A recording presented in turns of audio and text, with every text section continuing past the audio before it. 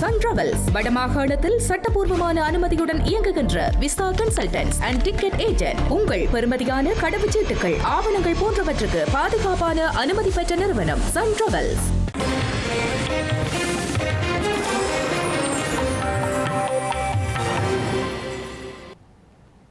வணக்கம். இது ஐபிசி தமிழின் காலை நேர பிரதான செய்திகள். முதலில் தலைப்புச் செய்திகள். பிரித்தானிய உள்ளூராட்சி சபை தேர்தலில் தொழிற்கட்சிக்கு பின்னடைவு. 200 இடங்களை கைப்பற்றிய சீர்திருத்த பிரித்தானிய கட்சி. தமிழக ஆளுநருக்கு எதிராக காங்கிரஸ் போராட்டம். ஆட்சியை கைப்பற்ற திமுக அதிமுக கூட்டு முயற்சி. செம்மணியில் மீட்கப்படும் சிறார்களின் எண்புக்கூடுகள். தொடரும் அகழ்வு பணி. சிறிய அறையில் தடுத்து வைக்கப்பட்டுள்ள சுரேஷ் சாலை. ஆசாத் மௌலானாவின் கருத்துக்கள் போலியானது எனவும் தெரிவிப்பு. ஸ்ரீலங்கா நாடாளுமன்றில் உரையாற்றவுள்ள வியட்நாம் ஜனாதிபதி. 15 ஆண்டுகளுக்கு பின் இலங்கை வருகை. முழு நாடுமே ஒன்றாக என்ற வேலை திட்டத்தின் கீழ் இதுவரை 1 லட்சத்துக்கும் அதிகமானோர் கைது. சிறைச்சாலைகளில் தொடரும் இட நெருக்கடி. இனி விரிவான செய்திகள். பிரித்தானியாவில் நடைபெற்ற உள்ளூராட்சி மன்ற தேர்தலில் முடிவுகள் தற்போது வெளியாகி வரும் நிலையில் இதுவரை வெளியான முடிவுகளின் அடிப்படையில் ஆளும் தொழிற்கட்சி பின்னடைவை சந்தித்துள்ளது. அதே நேரம் நைஜல் ஃபரேஜ் தலைமையிலான தீவிர வலதுசாரி கட்சி ரீஃபார்ம் யூகே எனப்படும் சீர்திருத்த பிரித்தானிய கட்சி 200க்கும் மேற்பட்ட இடங்களை கைப்பற்றி முன்னிலையில் உள்ளது. இங்கிலாந்தில் உள்ள 136 உள்ளாட்சி சபைகள் மற்றும் 6 பெரிய நகரங்களின் முதல்வர் தேர்தல்களும் ஸ்காட்லாந்து மற்றும் வேல்ஸ் ராஜ்யங்களின் தேசிய நாடாளுமன்றங்களுக்கும் தேர்தல்கள் நேற்று நடைபெற்றன. நேற்று காலை 7 மணிக்கு ஆரம்பமான வாக்குப்பதிவு இரவு 10 மணி வரை நடைபெற்றது. அதனைத் தொடர்ந்து வாக்கு எண்ணும் பணிகள் இடம்பெற்று வரும் நிலையில் நைஜல் ஃபராஜ் தலைமையிலான தீவிர வலதுசாரி கட்சியான ரீஃபார்ம் யூகே எனப்படும் சீர்திருத்த பிரித்தானிய கட்சி 200க்கும் மேற்பட்ட இடங்களை கைப்பற்றியுள்ளது. அத்துடன் தொழிற்கட்சி 90க்கும் மேற்பட்ட இடங்களையும், லிப்டம் எனப்படும் தாராளவாத ஜனநாயக கட்சி 70க்கும் மேற்பட்ட இடங்களையும், கன்சர்வேட்டிவ் கட்சி 70க்கும் மேற்பட்ட இடங்களையும், கிரீன் கட்சி 30க்கும் மேற்பட்ட இடங்களையும் கைப்பற்றியுள்ளது. ரெட்ரிச், டொம்வர்த், ஹார்ட்லிஃபுல் மற்றும் எக்ஸிடர் ஆகிய 4 உள்ளூராட்சி சபைகளின் கட்டுப்பாட்டை தொழிற்கட்சி இழந்துள்ள நிலையில் ரீஃபார்ம் யூகே எனப்படும் சீர்திருத்த பிரித்தானிய கட்சி 200க்கும் மேற்பட்ட இடங்களை கைப்பற்றியுள்ளது. எனினும் ஸ்காட்லாந்து மற்றும் வேல்ஸ் ராஜ்யங்களின் தேசிய நாடாளுமன்றங்களுக்கான தேர்தல் முடிவுகள் இதுவரை வெளியாகவில்லை. தமிழ்நாடு சட்டமன்ற தேர்தலில் தனிப்பெரும் கட்சியாக வெற்றி பெற்றுள்ள தமிழக வெற்றிக் கழகம் ஆட்சி அமைக்கக்கூடாது என்ற நோக்கத்துடன் ஆளுநர் செயற்படுவதாக குற்றம் சாட்டி இன்றைய தினம் போராட்டங்கள் மேற்கொள்ளப்பட உள்ளது. தமிழக காங்கிரஸ் தலைமையில் மாவட்ட தலைநகரங்கள் மாபெரும் கண்டன போராட்டங்கள் இடம்பெறவுள்ளன. காங்கிரஸ் ஆளுநரை கண்டித்து போராட்டம் நடத்த உள்ள நிலையில் ஆளுநரின் மாளிகை முன்பு பாதுகாப்பு பலப்படுத்தப்பட்டுள்ளது. அதே நேரம் திமுகவும் அதிமுகவும் இணைந்து தமிழகத்தின் ஆட்சியை அமைக்க உள்ளதாக தகவல்கள் வெளியாகி வருகின்றமையும் குறிப்பிடத்தக்கது. தமிழகத்தின் தற்போதைய தொங்கு சட்டசபை சூழலில் யாருக்கு ஆதரவு அளிப்பது அல்லது எப்படி நிலையான அரசை உருவாக்குவது என்பது குறித்து அவசர முடிவுகளை எடுக்க மு.க. ஸ்டாலினுக்கு முழு அதிகாரம் வழங்கப்பட்டுள்ளது. திமுக சட்டமன்ற உறுப்பினர்களுடனான கலந்துரையாடலில் இந்த தீர்மானம் எடுக்கப்பட்டுள்ளது. நிறைவேற்றப்பட்டுள்ள இந்த தீர்மானம் தமிழக அரசியலில் பெரும் திருப்பத்தை ஏற்படுத்தியுள்ளது. நடைபெற்று முடிந்த சட்டமன்ற தேர்தலில் 59 இடங்களில் வெற்றி பெற்ற திமுக சட்டமன்ற உறுப்பினர்களுடன் திமுக தலைவர் மு.க. ஸ்டாலின் அண்ணா அறிவாலயத்தில் நேற்றைய தினம் ஆலோசனை நடத்தினார். இந்த கூட்டத்தில் சட்டமன்ற உறுப்பினர்களுக்கு முதல்வர் ஸ்டாலின் முக்கிய அறிவுறுத்தல்களை வழங்கியுள்ளார். கட்சி தாவிய காங்கிரசுக்கு கண்டனமும் தெரிவிக்கப்பட்டுள்ளது. கட்சியின் நலன் கருதி சில முக்கிய முடிவுகள் மூத்த நிர்வாகிகளுடன் கலந்து ஆலோசித்து முடிவெடுக்கப்படும் என ஸ்டாலின் குறிப்பிட்டுள்ளார். சிறப்பான எதிர்க்கட்சியாக செயற்பட வேண்டும் என்பதே தனது விருப்பம் எனவும் எந்த முடிவு எடுத்தாலும் அதற்கு சட்டமன்ற உறுப்பினர்கள் கட்டுப்பட வேண்டும் என்றும் தெரிவித்துள்ளார். மேலும் திமுக சட்டமன்ற உறுப்பினர்கள் அனைவரும் 10ஆம் தேதி வரை சென்னையில் இருக்க வேண்டும் என்றும் உத்தரவிட்டுள்ளார். திரைசேரியின் வெளிவளங்கள் திணைக்களத்தின் உதவி பணிப்பாளர் AM ரங்க நிசாந்த ராஜபக்சவின் மனைவி தனது கணவரின் மரணம் குறித்து தனக்கு எந்த சந்தேகமும் இல்லை என காவல்துறையில் முறைப்பாடு அளித்துள்ளமை உற்றுநோக்கலை ஏற்படுத்தியுள்ளது. அவரது அகால மரணம் குறித்து சமூக ஊடகங்களில் பல்வேறு நபர்களாலும் பதிவிடப்பட்ட கருத்துக்களால் தமக்கு மிகுந்த மன உளைச்சல் ஏற்பட்டுள்ளதாக கூறி குளியாப்பட்டிய காவல்துறை நிலையத்தில் முறைப்பாடு அளித்துள்ளார். ஸ்ரீலங்கா நாடாளுமன்ற உறுப்பினர் உதய கம்மன்பில உள்ளிட்ட ஒரு குழுவினர் அந்த மரணம் சந்தேகத்திற்கு உரியது என்று கூறிய கருத்துக்களால் தானும் தனது குழந்தைகளும் மன உளைச்சலுக்கு ஆளாகி மன உறுதியற்ற நிலையில் இருப்பதாகவும் அவர் தனது முறைப்பாட்டில் சுட்டிக்காட்டியுள்ளார். கடந்த 6ஆம் தேதி அவர் இந்த முறைப்பாட்டை தாக்கல் செய்துள்ளார். இந்த நிலையில் சம்பவம் தொடர்பாக ஒரு விரிவான விசாரணையை நடத்தி அதன் விவரங்களை நீதிமன்றத்தில் தாக்கல் செய்யப்போவதாக காவல்துறையினர் தெரிவித்துள்ளனர். அதன்படி ரங்க நிஷாந்தவின் மரணம் சந்தேகத்துக்குரியது என்று கூறிய உதய கம்மன்பில மற்றும் மேலும் பல நபர்கள் பிரேத பரிசோதனைக்கான சாட்சியங்களாக நீதிமன்றத்தில் அழைக்கப்பட உள்ளதாக காவல்துறை வட்டாரங்கள் உறுதிப்படுத்தியுள்ளன. அதே சமயம் அது தொடர்பான கூற்று குறித்து விசாரணைக்காக நாளைய தினம் காலை 10 மணிக்கு குளியாப்பட்டிய காவல்துறை நிலையத்தில் முன்னிலையாகுமாறு உதய கம்மன்பிலவுக்கு ஏற்கனவே தகவல் தெரிவிக்கப்பட்டுள்ளது. தமக்கு எதிரான குற்றச்சாட்டுகள் குறித்து கருத்து தெரிவித்த உதய கம்மன்பில தம்மிடமுள்ள ஆதாரங்களுடன் எதிர்வரும் சனிக்கிழமை குளியாப்பட்டிய காவல்துறை நிலையத்திற்கு செல்ல இருப்பதாக தெரிவித்துள்ளார்.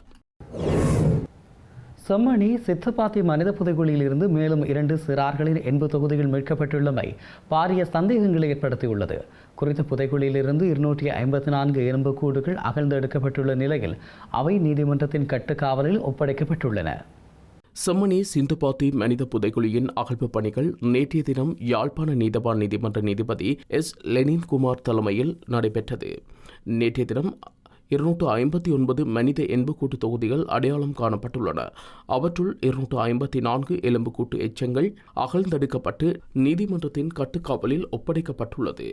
ஏற்கனவே வடமேற்கு பகுதியாக அகழ்வு பணிகள் ஆரம்பிக்கப்பட்ட நிலையில் சில எண்பு தொகுதிகள் இருப்புகள் அடையாளம் காணப்பட்டிருந்தன. எத்தனை எண்பு தொகுதிகள் எந்த விதமான நிலையில் காணப்படுகின்றது என்பது சுத்தப்படுத்திய பின்னரே முழுமையாக தெளிவாக கூற முடியும் என்றும் அறிவிக்கப்பட்டுள்ளது. தற்போது அகழ்ந்தெடுக்கப்படும் எண்பு தொகுதிகள் சிறுவர்களுடைய எண்பு தொகுதிகளாக இனங்காணப்பட்டுள்ளன. அதிலும் குறிப்பாக கைக்குழந்தைகளின் எண்பு தொகுதிகள் நேற்று 2 அகழ்ந்தெடுக்கப்பட்டன. மேலும் அடையாளம் காணப்பட்டுள்ளவையும் சிறு குழந்தைகளின் எண்பு தொகுதிகளாக காணப்படுகின்றமை குறிப்பிடத்தக்கது. இலங்கைக்கு 15 ஆண்டுகளின் பின்னர் விஜயம் செய்துள்ள வியட்நாம் ஜனாதிபதி டோலாம் ஸ்ரீலங்கா நாடாளுமன்றத்தில் இன்று விசேட உரையாற்ற உள்ளார். அதே நேரம் வியட்நாம் ஜனாதிபதி பல்வேறு நிகழ்வுகளிலும் கலந்து கொள்ள உள்ளார். வியட்நாம் ஜனாதிபதியும் அந்த நாட்டின் கம்யூனிஸ்ட் கட்சியின் மத்திய குழுவின் பொதுச் செயலாளருமான டோலாம் தலைமையிலான குழுவினர் நேற்றைய தினம் இரவு இலங்கைக்கு விஜயம் செய்துள்ளனர். இலங்கைக்கும் வியட்நாமிற்கும் இடையிலான ராஜதந்திர உறவுகள் ஆரம்பிக்கப்பட்டு 55 ஆண்டுகள் நிறைவடைவதை கொண்டாடும் வகையில் 2025ஆம் ஆண்டு ஜனாதிபதி அனுரகுமார திசாநாயக்க வியட்நாமுக்கு மேற்கொண்ட விஜயத்தின் போது விடுத்த அழைப்பிற்கு இணங்க இவர்கள் விஜயம் செய்துள்ளனர். வியட்நாமின் வலுவான அரசியல் மற்றும் பொருளாதார போக்கை இனங்கண்டு இரு நாடுகளுக்கும் இடையிலான ஒத்துழைப்பை மேம்படுத்தவும் இலங்கையின் கைத்தொழில் மயமாக்கல் செயல்முறை மற்றும் வெளிநாட்டு சந்தைகளை வெற்றி கொள்வதற்கும் வியட்நாம் ஜனாதிபதியின் இந்த விஜயம் ஒரு முக்கியத்துவம் வாய்ந்ததாக கருதப்படுகிறது. வியட்நாம் ஜனாதிபதியை வரவேற்கும் உத்தியோகபூர்வ நிகழ்வு ஸ்ரீலங்கா ஜனாதிபதி அனுரகுமார திசாநாயக்கவின் தலைமையில் ஜனாதிபதி அலுவலக வளாகத்தில் நடைபெறவுள்ளது. இதனைத் தொடர்ந்து பரஸ்பர முக்கியத்துவம் வாய்ந்த பல விடயங்கள் குறித்து இருதரப்பு பேச்சுவார்த்தைகள் நடத்தப்பட உள்ளதுடன் பல புரிந்துணர்வு ஒப்பந்தங்கள் கைச்சாத்திடப்பட உள்ளது.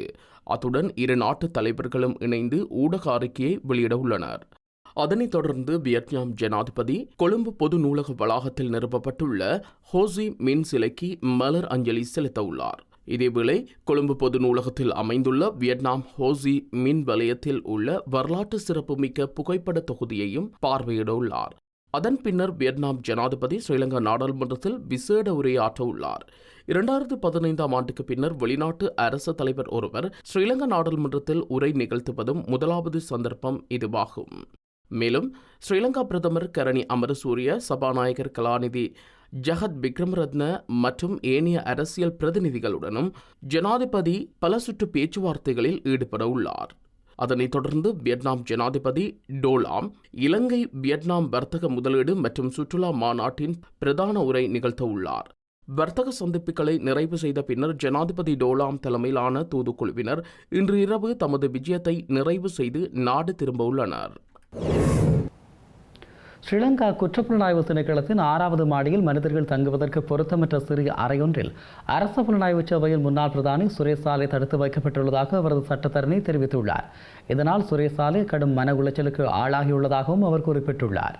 பயங்கரவாத தடுப்புச் சட்டத்தின் கீழ் தனக்கெதிராக விடுக்கப்பட்டுள்ள தடுப்பு காவல் உத்தரவை இடைநிறுத்துமாறு கோரி அரச புலனாய்வு சேவையின் முன்னாள் பிரதானி சுரேஷ் சாலை தாக்கல் செய்த எழுத்தாணை மனு நேற்று மேல்முறையீட்டு நீதிமன்றில் பரிசீலனைக்கு எடுத்துக் கொள்ளப்பட்டது.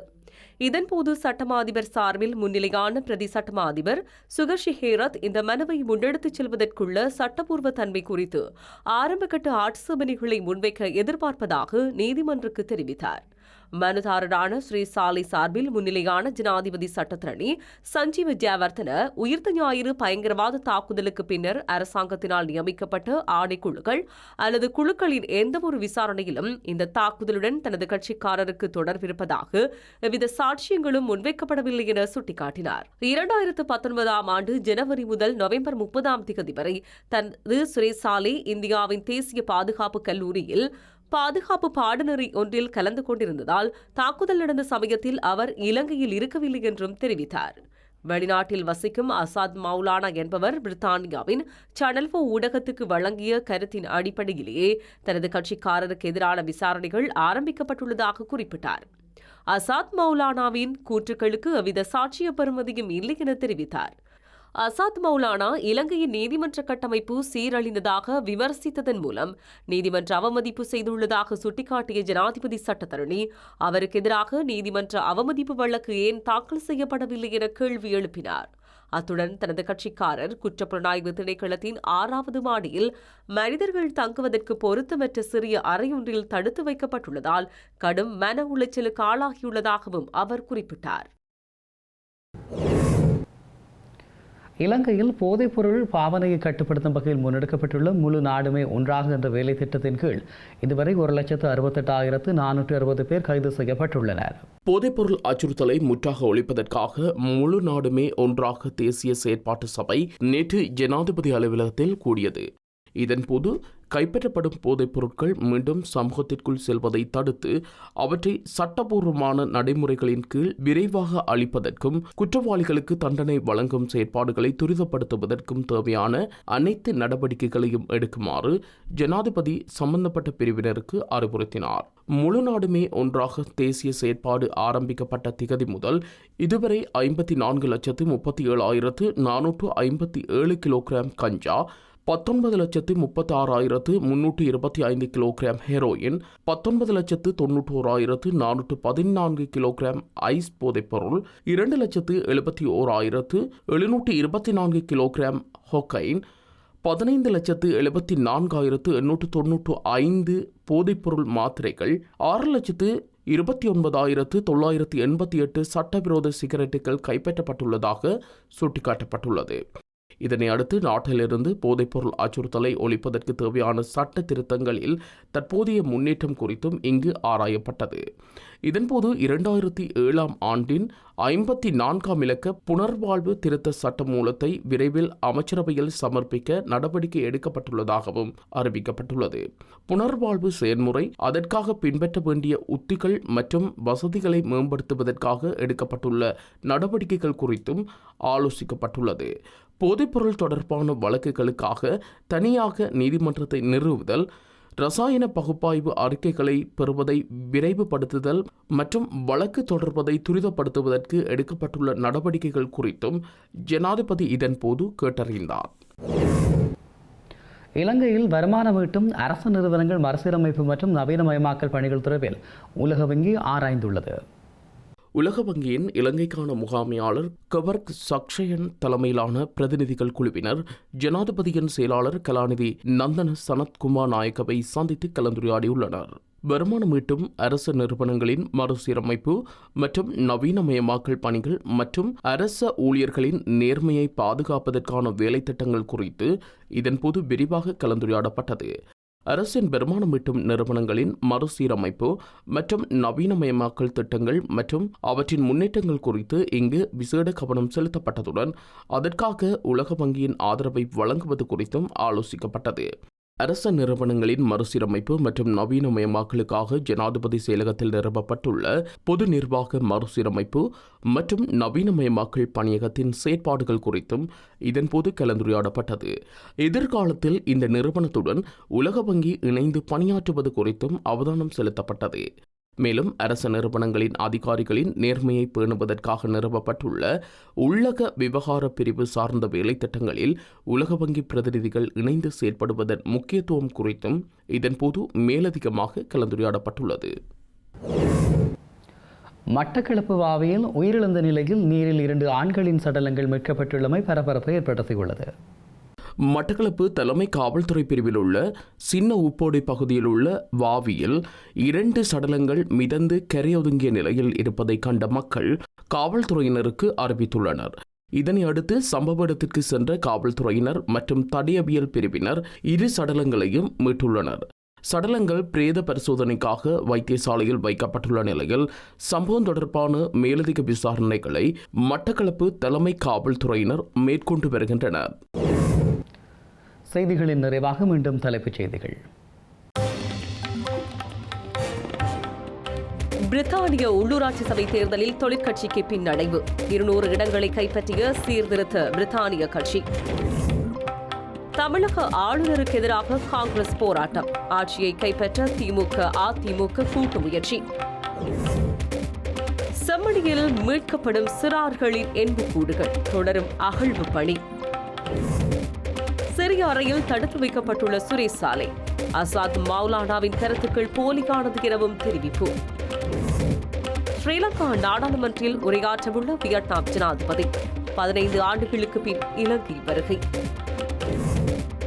முழு நாடுமே ஒன்றாக என்ற வேலை திட்டத்தின் கீழ் இதுவரை 1 லட்சத்துக்கும் அதிகமானோர் கைது. சிறைச்சாலைகளில் தொடரும் இட நெருக்கடி. இத்துடன் ஐபிசி தமிழின் காலை நேர பிரதான செய்திகள் நிறைவு பெற்றன. உடனுக்குடன் செய்திகளை அறிந்து கொள்ள IBC தமிழ்.com என்ற எமது இணையதளத்தை பார்வையிடுங்கள். வணக்கம்.